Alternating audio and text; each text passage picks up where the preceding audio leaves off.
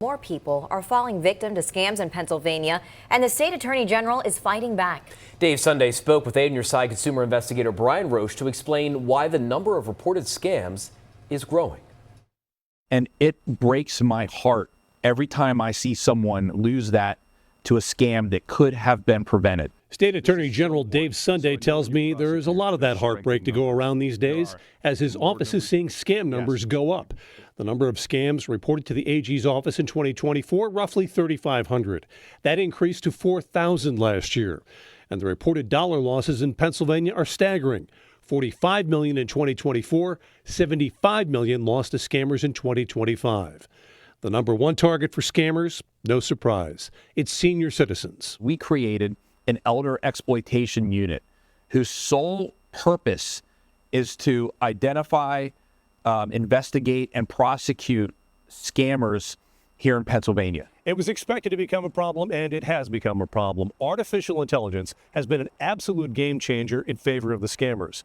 Attorney General Sunday tells me that AI makes their scams infinitely more believable. But now the scams are so good that I have trouble sometimes figuring out if it's a scam or not.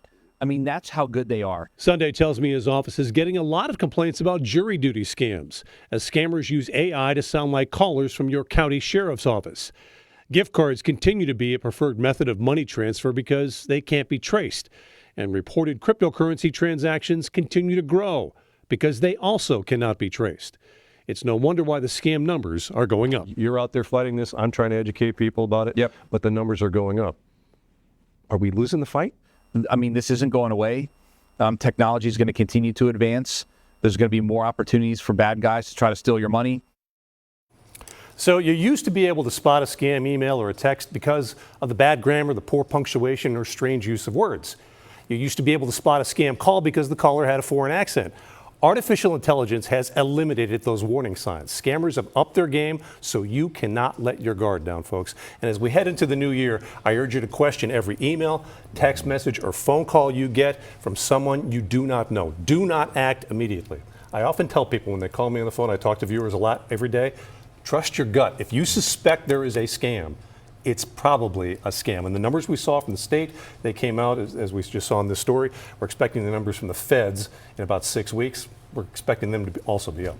If you're contacting Brian Roche about it, it's probably a scam, more than likely. Your gut is usually right. I say that all the time. Go with your gut. If you picked up the phone to call me, trust your gut. And I appreciate that you said that they have gotten more sophisticated, so you really can assume what we thought were scams before, that's going to be the same now. We so knew AI was going to be a game changer, and it has been. Awesome. Thank you so much, Brian.